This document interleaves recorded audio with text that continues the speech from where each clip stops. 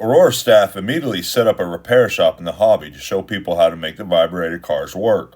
Joanna Cuomo, daughter of Aurora's sales manager, and Frank Carver's daughter, Jane, ran the repair tables. The scene was repeated at Polk's Manhattan store and in the hobby shops across the land. People had trouble making the slot cars run, but they loved them anyway, and they wanted to buy more. Experiencing this level of immediate devotion wasn't lost on Aurora management. We realized we had something tremendous, said Carver. Part of the success was novelty. The cars were completely new to American toy consumers. However, imaginative packaging and promotion also contributed to the initial groundswell. In February and March of 1961, Kellogg's Corn Flakes packaging carried the Aurora Model Motoring logo on the front and rules for a contest to win free race sets on the back. The effect? Millions of kids across America learned of Aurora Model Motoring at the breakfast table. Aurora soon learned that the real profit from their fledgling product line would come not only with the initial set purchase, but also with follow-up sales of separate car sales, add-on track items, and racing accessories. Though there was the expected rush of imitators soon after Model Motoring's launch. Aurora's competitors simply didn't have the variety the West Hempstead manufacturer offered. Aurora was out in front and pulling away quickly. Challenges. Success, like so many other things in life, was tempered by reality. Aurora struggled with Model Motoring's biggest drawback, the vibrator motor. Although it probably could achieve its advertised top speed of 150 scale miles per hour, the vibrator motor was a temperamental little machine. Indeed, factory tests had revealed many opportunities for things to go wrong. Any dust on the track or dirt or carbonizing on contact points short-circuited the system. Ray Haynes, chief of plastic kit development, discovered this problem when he took the Aurora factory race display to a Lime Rock, Connecticut sports car rally. The cars worked fine until the real car started racing. Dust kicked up and the Aurora Slot Cars shut down. The source of the problem? The vibrator's motor's actuator reed had to be adjusted just right. The first time an excited kid grabbed a car off the track, the reed or pickup shoes would bend and cause a malfunction. And with the excitement of slot car racing, this was a problem that was more than just common. As a man whose job involved making lemonade from lemons, Bill Silverstein began turning this negative into a positive. He promoted the vibrator motor as something to be souped up, just like the real thing. Privately, he confessed, "You had to tinker with it or the bloody thing wouldn't work." Of course, all the other manufacturers jumping into the slot car business had similar problems. Only their dilemmas were often worse.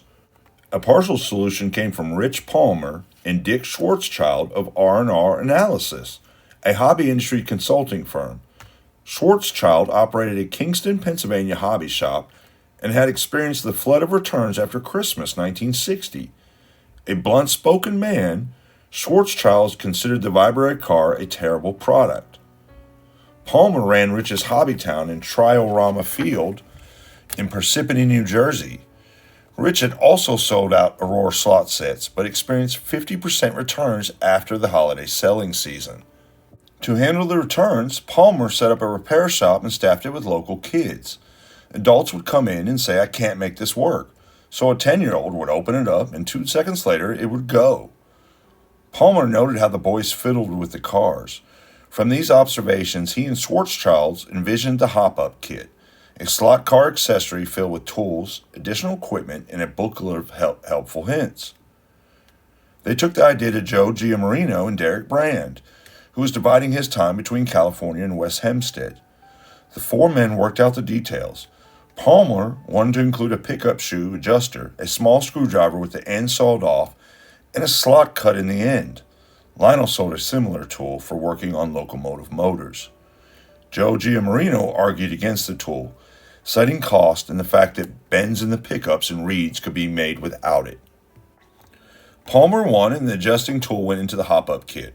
Also included was a screwdriver, strips of fine sandpaper for cleaning the coil contact point, 4 oversized tires, track cleaner and eraser, decal sheet, and hop-up hints, a booklet. The hop-up kit sold for 98 cents and instantly became one of Aurora's most popular products. Equally important, it bought Aurora precious development time in the pursuit of a new motor design for its growing slot car product line. Always stylish, always contemporary. From the beginning of its involvement in slot cars, Aurora devoted plenty of attention to model motoring body styles. Aurora management believed that a wide variety would promote sets in subsequent car sales.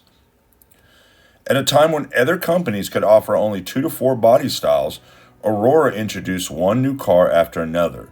By 1962, barely 2 years after launch, there were 19 cars and trucks in the model motoring line. Competitors simply could not match Aurora's pace. Aurora inherited the first 2 model motoring cars from Playcraft, the 1541 Jaguar and the 1542 Mercedes. The Chevy Impala was not continued because its body had too many parts for easy assembly.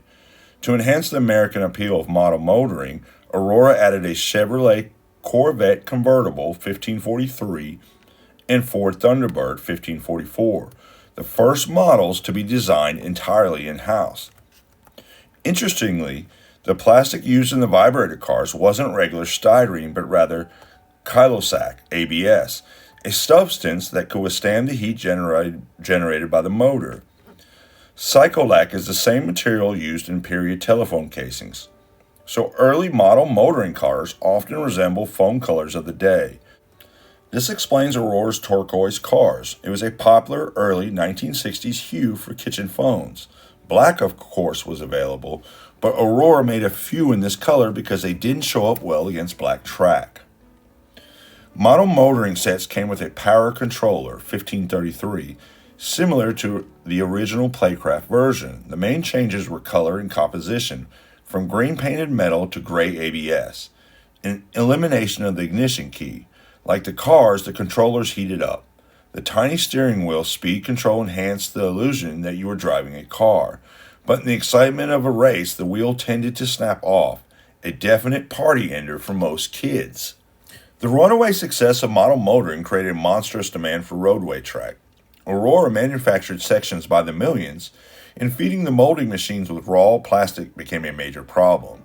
As a short-term solution, Aurora jobbed out a substantial portion of track production to New York area molding shops. But still, the matter of sourcing enough material remained. Because of Aurora's huge appetite for plastic, Abe Sykes negotiated with suppliers across the country for inexpensive materials. His solution combined recycled plastic, which Carver deemed garbage, with fresh, raw plastic. Color everything black and start the machines. Joe Giammarino constantly objected to the low-grade material, arguing that quality be maintained. Out of their debate emerged Track Black, an industry-wide standard for roadway-grade plastic. In the early years, Aurora track was difficult to assemble. The instruction sheet even depicted 3 hands putting the track together.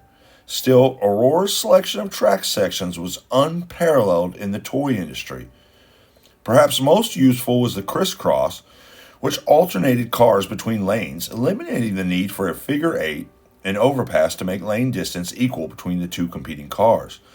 This kind of simple innovation kept Aurora sets well ahead of the competition. The train tie-in. Although Aurora marketed slot cars primarily as racers, the company retained interest in the model railroad market. The first model motoring instruction manuals suggested a model railroading tie-in. If you've already got an HO railroad system, model motoring and HO scale can be worked into it without any trouble at all. Just imagine how great it will be to have real cars and trucks barreling down real roads. The Railroad Crossing Section 1522 made it possible to fully integrate cars and train systems. Parkway Industries of Cleveland, Ohio took the concept one step further.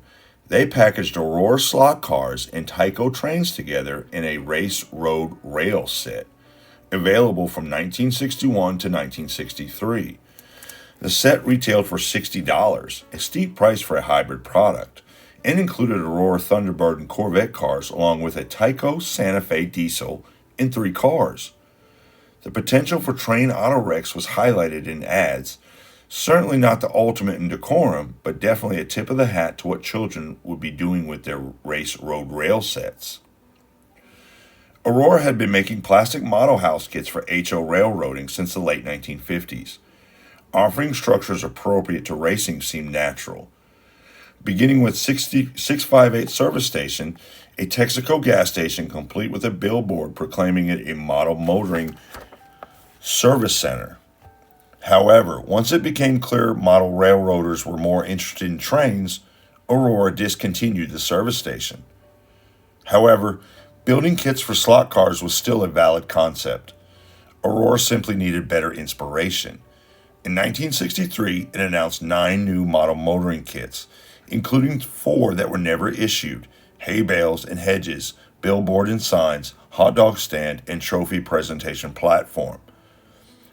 Of the 5 kits produced, the start-finish pylons 1450 seems to have been the least popular.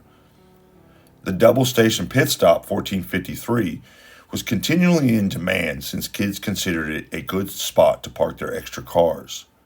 The curved bleachers 1456 fit the outside radius of Aurora's curved track perfectly.